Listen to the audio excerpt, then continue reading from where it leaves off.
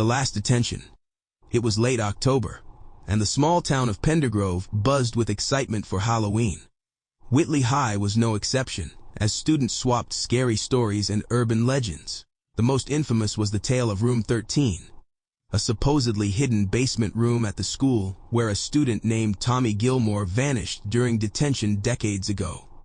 Rumor had it that he still haunted the school, and every now and then, students claimed to see his shadow or hear a voice echoing from deep below. Most dismissed it as just another ghost story, but last year, a freshman named Ethan had disappeared after bragging he would find Room 13. Despite thorough searches, there was no sign of him, and Ethan's fate only fueled the legend. Liam, Sarah, Emma, and Dylan were four friends who had always been drawn to the paranormal.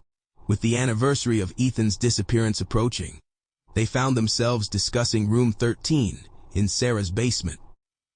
Dylan, always the thrill seeker, grinned as he leaned forward. "We should go find Room 13, he said, his voice low and eager. "It's been almost a year since Ethan disappeared. If there's any time to go, it's now." Emma rolled her eyes. "You're nuts. People have tried finding it for years, and look what happened to Ethan. I don't want to be next." "Or nothing could happen," Liam suggested with a shrug.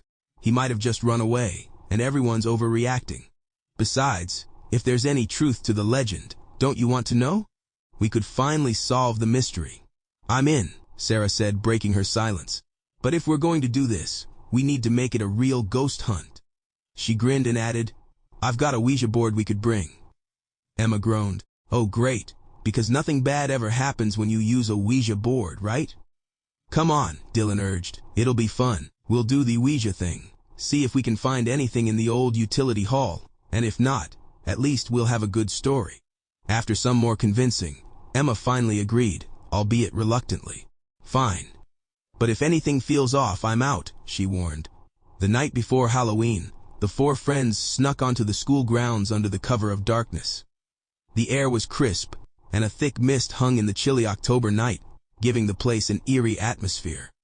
The group headed to the old utility hall, a narrow corridor at the back of the school that branched off from the main building. It was a part of Whitley High few ever visited, its faded tile floors and dim lights evoking an unsettling vibe.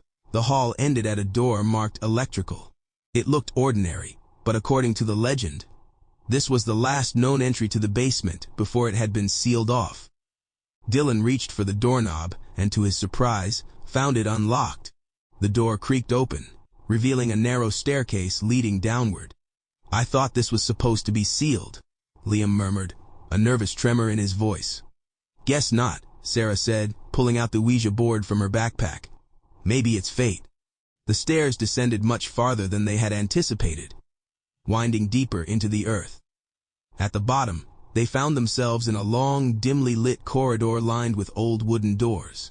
Faded numbers adorned each, with dust coating the floors and a damp, musty scent hanging in the air. They made their way down the hall, passing rooms 9, 10, 11, and 12.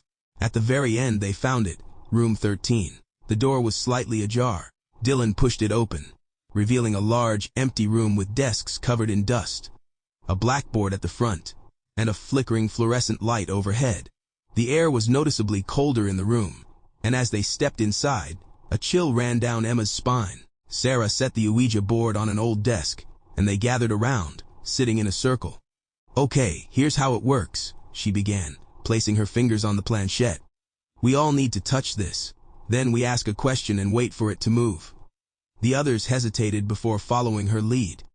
"Let's just get this over with," Emma muttered, trying to sound braver than she felt. Sarah took a deep breath and asked, "Is anyone here with us?" For a moment, nothing happened. Then the planchette began to slide slowly toward yes. The friends exchanged nervous glances. "Okay, that's creepy," Liam said, his voice wavering. "Ask it something else." Sarah swallowed and asked, "Who are we speaking with?" The planchette began to move again, this time spelling out TOMMY. Emma's eyes widened. "You have to be moving that," she said, her voice trembling. "It's not funny." "I swear I'm not," Sarah insisted. "Let's keep going." "Tommy, are you the one who disappeared here?" The planchette circled yes, then slid to NO in quick succession, as if struggling to answer. Suddenly, The temperature dropped sharply, and the light above them flickered more erratically. A faint scratching noise echoed from the far corner of the room. Liam's breath came out in visible puffs. "Did it just get colder in here?" he whispered. Before anyone could respond, the planchette began moving again, this time spelling out a new message. "Leave." Dylan chuckled nervously. "Looks like we're not welcome here," he joked, trying to lighten the mood. But Sarah's expression grew more serious. "Tommy, are you trying to warn us? Is there something dangerous here?" The board spelled out HE and then COMING. A loud bang suddenly echoed from the hallway, making all four friends jump. They looked toward the door, but it remained slightly ajar, showing nothing but darkness beyond. The scratching sound grew louder, and they could hear faint whispers, almost like someone, or something, was speaking in a language they didn't understand. "We should go," Emma said, her voice shaking. "This isn't fun anymore." But as she stood up, the Ouija board's planchette moved violently on its own, spelling out NOWHERE. "What does that mean?" Dylan asked, his voice cracking with a mix of fear and excitement. Without warning, the blackboard at the front of the room screeched, as if scratched by invisible nails. Words appeared in jagged, chalky letters. "You won't leave." The room seemed to grow darker, and a bitter coldness seeped into their bones. The fluorescent light above them flickered, then shattered with a deafening pop. In the darkness, Liam fumbled for his phone's flashlight, but when he switched it on, the beam caught a glimpse of a shadowy figure standing near the doorway. A boy about 16 years old, with hollow eyes and a deep gash on his forehead. "Tommy," Sarah whispered. The figure's mouth moved, but no sound came out. It took a step forward, and then another. Suddenly, the desks around them began to shake, moving closer together as if to trap them. The scratching and whispers grew louder, echoing off the walls. Liam swung his flashlight around, illuminating a desk that was now inexplicably covered in dust-covered papers. One page caught his eye, a detention slip with the name Ethan Barnes. Liam's hand trembled as he picked up the old detention slip. "It's got Ethan's name on it," he said, his voice a whisper. "This has to be from last year. How did it get here?" Before anyone could respond, the room seemed to shift, the walls closing in ever so slightly. The whispers morphed into low, mocking laughter, and the scratching noise echoed like nails dragging across the walls. "Put the slip down, Liam," Sarah said urgently. "We need to get out of here now." Emma grabbed the planchette, desperately trying to get some answers.